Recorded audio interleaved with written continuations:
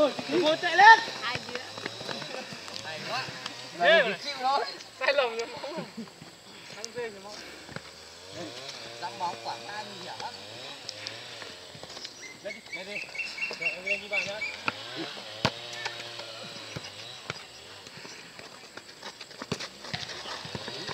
Ui giỏi rồi.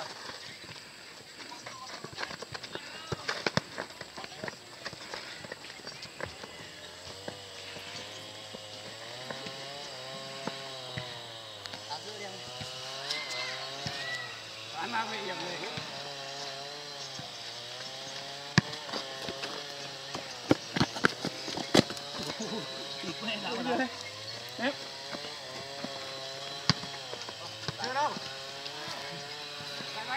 Phi nanti cái quả phim terlalu pertama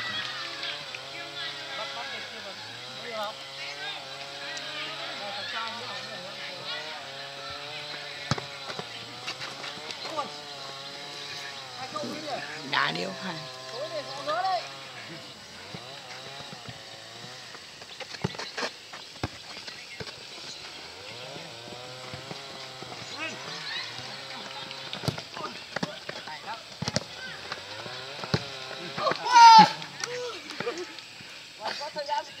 Nó hay. Đúng vào hòn đá. Đúng vào hòn đá. Ui. Con nhìn đi, con nhìn đi. Đâu? Thay đi, thôi. Đã đúng vào hòn đá kìa.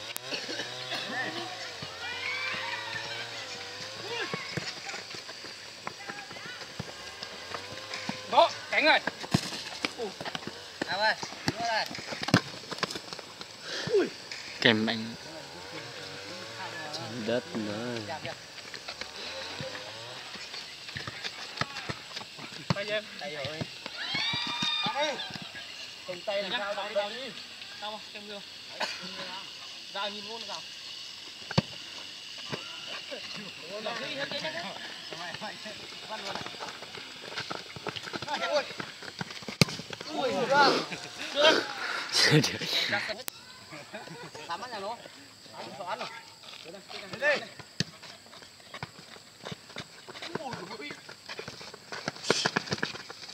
Ui, anh tụi em nhau vậy.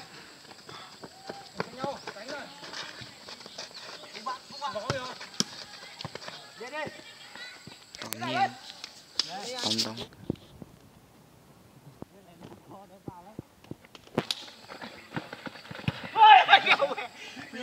Quả này đúng rồi. Đấy, quả này. Hết. Người đâu? Mạnh vào. Sai à? Cái này là dỡ sân vận động mình được.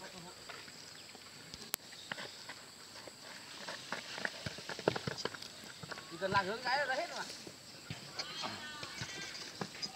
Cho nó xong rồi. giờ Cắt chân vào trong gì đâu.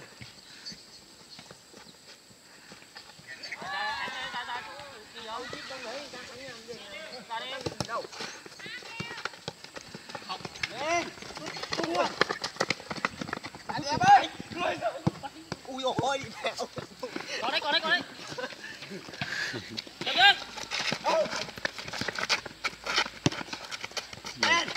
đi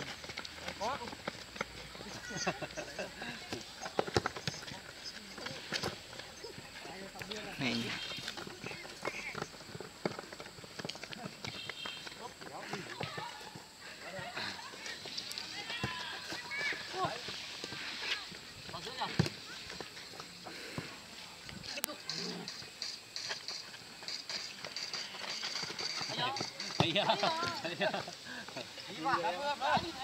Anh ủng hộ. Mấy cái đó phải 10 quả thế là. Hai người đứng với nhau. Được về hết. Chung người ra. Đừng đợi bóng em ơi. Đây, tí bóng kìa. Ông nhanh bóng thắng vào chứ. Hả? Đấy, xuống đấy. Làm đi thôi đấy.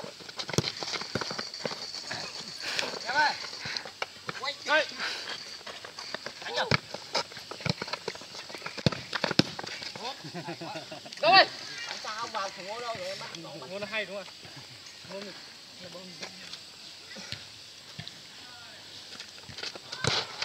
nhặt cái giật đừng các bạn.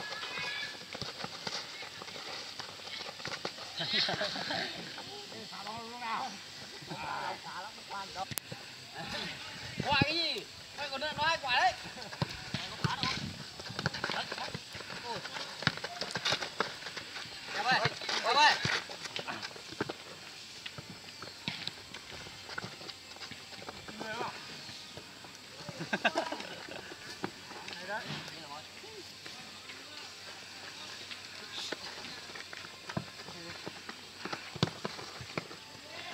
Về đi Nhật.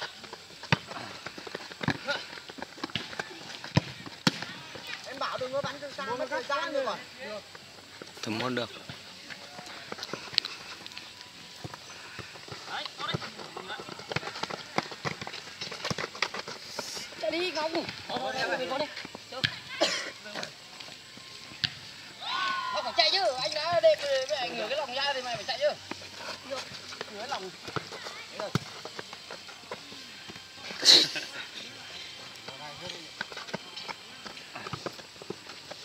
Đấy vào chứ, em ơi, đi vào chứ.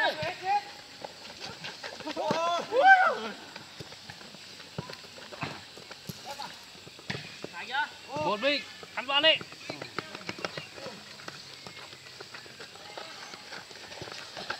Ôi, anh phải chân lại này kia. Kì.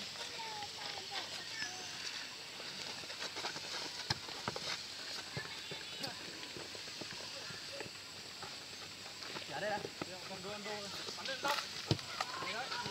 Mở. Ôi, mở lên sao nhất.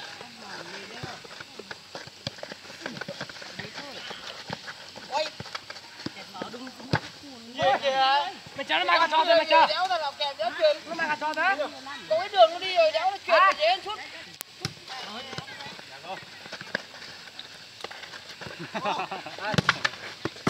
Nát chìa combo là. Tao đến được đây mà. Ơi. Ôi.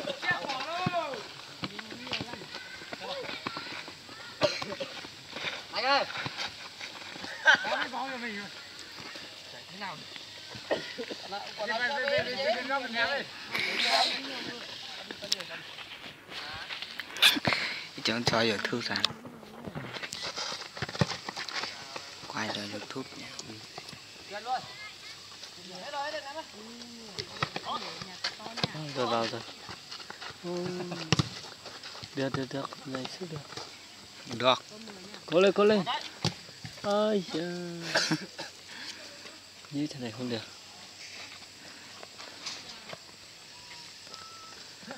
Thằng đúng không chứ? Hả? Cái thằng đúng Thằng không? luôn á.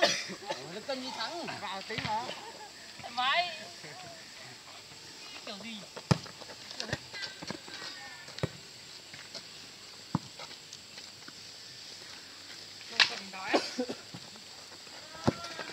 Thì anh không đánh là em không đánh đâu. Đúng. Đúng thôi. Chào ơi. Xuống luôn. Đúng rồi. Thấp em ơi. Làm này cái chân em ạ. Đi ăn luôn đi. Càng nhanh càng tốt. Về đây đây. Thấp. Tạo được thời gian này. Dài à. Phải đâu. Bắt đầu chúng ta. Không học à?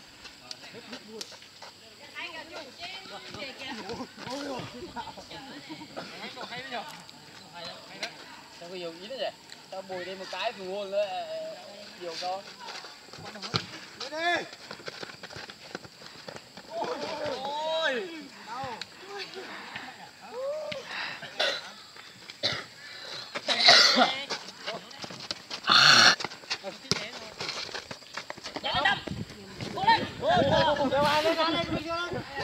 Thế rồi. Không phải xếp quả đấy. Biết rồi, ba đi kia hết rồi. Ôi.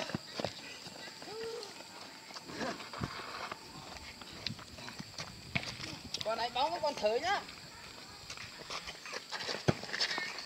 Vậy đó qua được nhỉ? Đây à. Đầu. Thân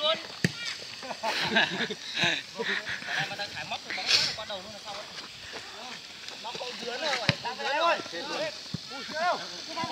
Nhanh. Quả này vào bóng ngay chứ đừng có chờ bóng. Vào đón bóng luôn thôi. Vâng ơi. Đâu?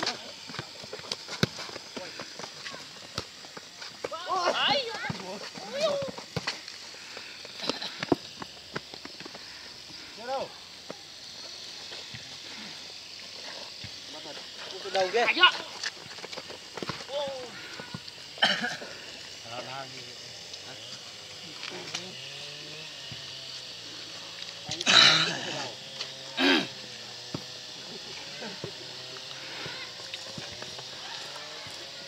Đây ra.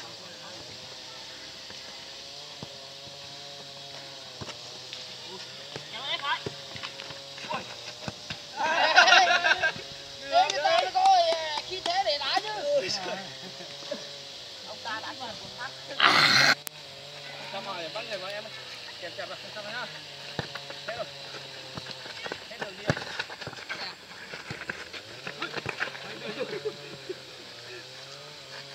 Kẹp bẹ ra từ đầu đi.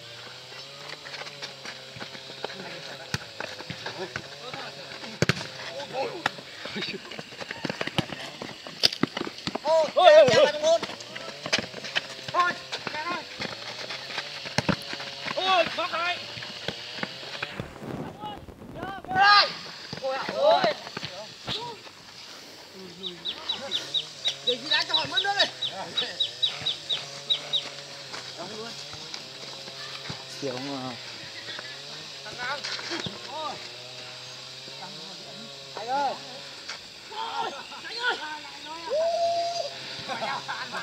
Cái đỏ đây.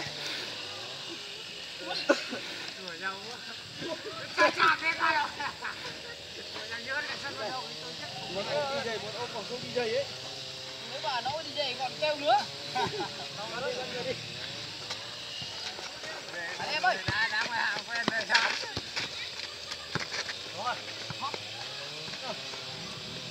Sút. Kéo về chưa đây? Kéo rồi, bóng đi. Đấy, quay luôn. Nhầm. Mình cũng phải áo mình nhầm. Ôi giời ơi. Phát là việc đấy. Chấp lại. Qua sang cái này.